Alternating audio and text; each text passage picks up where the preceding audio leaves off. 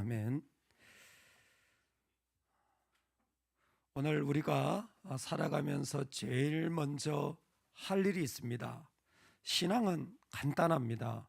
신앙생활은 내 뜻대로가 아니라 주님 마음대로 하는 것이 신앙생활입니다. 할렐루야.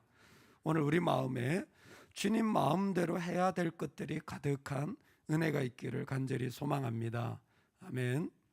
얼마 전에 식탁에서 얘기를 나누며 아마 아들 이찬이가 그랬나 봐요. 엄마, 우리 아빠는 천사인 것 같아요. 그래서 왜 아빠가 천사 같니? 그랬더니 지금까지 한 번도 자기에게 화를 낸 적이 없다는 거예요. 그래서 천사 같다는 거예요. 아빠가 화낸 모습을 본 적이 없다는 거예요.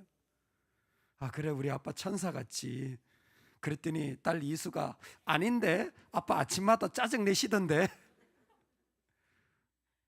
그랬더니 이찬이가 야, 그건 네가 아침마다 유튜브 보면서 학교 안 가니까 아빠가 빨리 하라고 그러는 거지.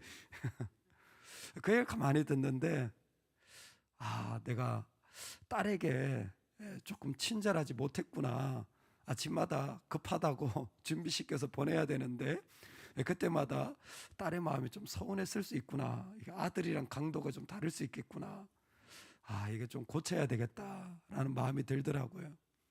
살아가면 살아갈수록 여러분 고칠 게 더 많은 것 같아요. 살아가면 살아갈수록 내가 달라져야 될 게 훨씬 더 많이 보입니다. 그게 은혜입니다.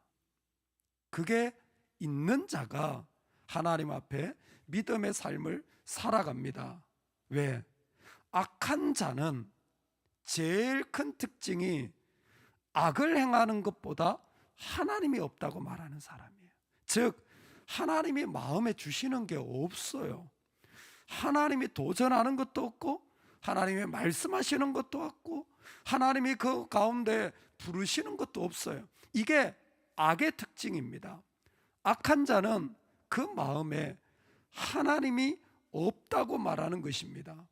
하나님이 없다라는 것을 오늘 말씀에 어리석다라고 표현했어요. 여러분 앞에 14편에서 한번 나눈 적이 있는데요, 어리석다라는 말이 무슨 말이냐면 바로 그 유명한 다윗의 그 사랑을 받고도 나중에 다윗이 어려움에 빠지자 내가 너를 왜 도와줘야 되는데, 그리고는 전혀 그 도움 주기를 거부했던 나발 있잖아요. 그 나발이 바로 이름 자체가 어리석다라는 거고, 오늘 말씀에 어리석다라는 말 자체가 히브리어로 나발이에요. 하나님이 울타리로 지켜주시고 하나님이 허락하여 주셨는데 어리석은 자는 뭐예요? 그걸 보지를 못하는 거예요. 그걸 깨닫지를 못하는 거예요. 아니, 사실은 오늘 말씀에 보면 어리석은 자는 그의 마음에 이르기를 하나님이 없다 하도다. 즉 그냥 깨닫지 못하는 게 아니라 마음으로 거부하고 있는 거예요. 악한 자의 특징은 하나님을 거부합니다. 이상하게 다른 거는 다 괜찮은데 하나님 이야기하거나 하나님의 나라와 기쁨을 이야기하면 이 사람들은 마음이 힘들어요. 왜? 그 마음이 지금 하나님을 거부하고 있는 악의 자리에 있기 때문에. 그 악의 자리에 있는 사람들의 특징을 하나님은 이렇게 말씀하셨습니다. 선을 행하는 자 없으니 한 사람도 없도다. 여러분, 그 사람 악인이네가 아니라 저와 여러분이 상한 우유입니다. 저와 여러분이 상한 우유예요. 하나님이 그 은혜와 사랑을 조금이라도 빼버리면 저와 여러분이 상한 우유 같아서 우리를 만나고 우리를 그냥 마시면요, 다 배탈 나고 다 상해요. 우리를 그냥 보면요, 그들이 다 어려움에 빠지는데 영적 타락은 도덕적 타락을 가져오게 마련입니다. 하나님이 없다고 말하는 어떤 사람의 모습도 반드시 그 삶을 타락시키고 부패시키고 그 다음에 악으로 몰아가게 되어 있어요. 하나님 없는 것처럼 살아가는 게 대단히 똑똑하고 지혜로운 것처럼 보일지 모르지만 아니에요. 그 우유 마셔봤자, 그 모습 그대로 마셔봤자 나중에 더 큰 배탈이 날 뿐입니다. 지혜는 무엇이냐면 그 상한 우유와 같은 마음의 자리에 하나님이 오늘 본문의 특징은 대적하신다라는 거예요. 14편에서는 어리석은 자를, 특별히 가난한 자를 함부로 대하는 걸 심판한다고 했는데, 오늘 53편에서는 구체적이에요. 하나님은 악을 행하는 자를 심판하신다라는 것입니다. 그들이 두려움이 없는 곳에서 크게 두려워하였으니 너를 대항하여 진친 그들의 뼈를 하나님이 헛으심이라. 하나님이 그들을 버리셨으므로 내가 그들에게 수치를 당하게 하였도다. 아멘.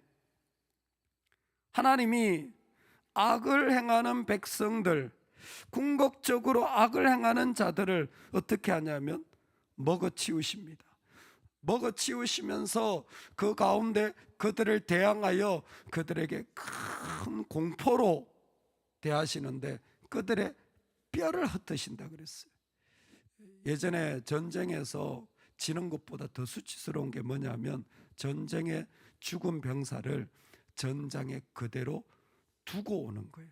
즉 그들을 묻어주지 않고 오는 게 전쟁에 지는 것보다 더 큰 수치라고 여겼습니다. 우리랑은 좀 다르죠. 우리는 오늘날 실용적인 개념으로 졌으면 졌는 걸로 끝나지만 그들은 그렇게 생각하지 않아요. 인간의 존재에 대한 고민을 하는 겁니다. 인간 자체가 묻히지도 못할 정도라면 이것보다 더 큰 수치가 없다라는 거예요. 그 뼈들을 흩으신다라는 게 뭐냐면 그들로 묻히지 못하게 한다라는 거예요. 즉 하나님이 대항하실 때 이 세상 어떤 것으로도 막을 수 없는 아주 무서운 수치를 그 땅 가운데 하나님이 하실 거라는 겁니다. 그 수치를 그들로 당하게 할 거라는 거예요. 누구에게? 상한 우유들, 누구에게? 하나님이 없다고 거부하는 자들. 우리 모두가 이 수치 앞에 지금 놓여져 있는 겁니다. 하나님이 한 번만 대적하시면 우리 안에 있는 수치가 다 드러날 것이고 우리의 부끄러움이 다 드러날 것입니다. 여러분, 우리 제일 먼저 할 일이 있어요. 제일 먼저 할 일은 다른 것이 아니라 하나님을 부르는 일입니다. 상한 우유가 이 땅에 살아가는 제일 먼저 할 일은 하나님을 부르는 거예요. 내가 아무리 오라도, 내가 아무리 그 가운데 긴급해도요, 우리가 할 일은, 악한 자들은 하나님을 부르지 않아요. 근데 우리가 할 일은 하나님을 제일 먼저 부르며 나아가는 것입니다. 하나님, 당신 마음대로 하세요. 하나님, 당신 뜻대로 이루어지게 해주세요. 당신이 원하시는 것이 이 땅에 이루어지게 해달라고 하나님을 부르어야 되는 것이 우리가 해야 될 가장 중요한 일입니다. 할렐루야. 여러분, 우리 마음에 어떤 자리에서도 하나님을 부르는 일들이 있기를 소망합니다. 왜 하나님을 불러야 될까요?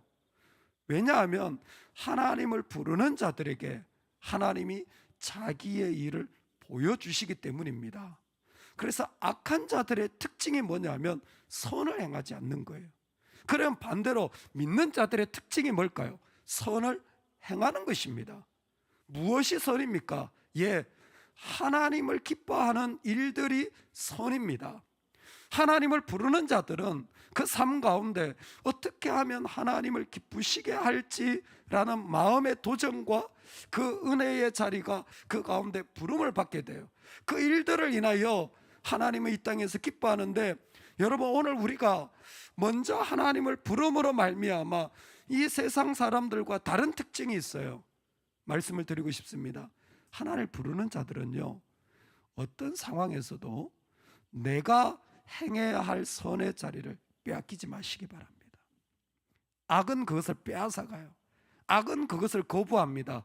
아마 우리 마음이 그 악으로 가득 차게 하여서 절대적으로 내가 행해야 될 섬김, 내가 행해야 될 삶의 자리를 거부하게 할지도 모릅니다. 그런데 하나님의 백성들은 하나님을 부르며 내가 하나님 앞에 살아가야 될 삶의 자리를 제일 먼저 살아가는 거예요. 그 자리를 빼앗기지 않으려고 몸부림치는 것입니다. 그 자리를 인하여 내 하나님 앞에 엎드리는 거예요. 하나님, 다른 것 말고요, 이것 먼저 하게 해주세요. 하나님, 다른 것 말고요, 이것 먼저 세우게 해주세요. 할렐루야. 오늘이 바로 하나님 앞에 우리 자신을 드리며 나아가는 선을 행하기 가장 좋은 날인 줄로 믿습니다. 어느 날 이 땅에 하나님을 섬기지 않는 자들에게 임했던 공포가, 즉 하나님이 없고 하나님의 다스림이 없다고 생각했던 그 자리에 누구도 그 가운데 이기지 못할 무서운 공포가 올 수 있습니다. 실제로 두렵습니다. 하나님 없으면 그럴 수 있습니다. 하지만 오늘 하나님의 백성들은 그 가운데 하나님을 부르며 나아가게 되는 줄로 믿습니다. 저와 여러분이 마땅히 하나님 앞에 해 나가야 될 삶의 자리, 섬김의 자리를 오늘도 감당하며 나아가는 은혜가 있기를 주의 이름으로 축원합니다.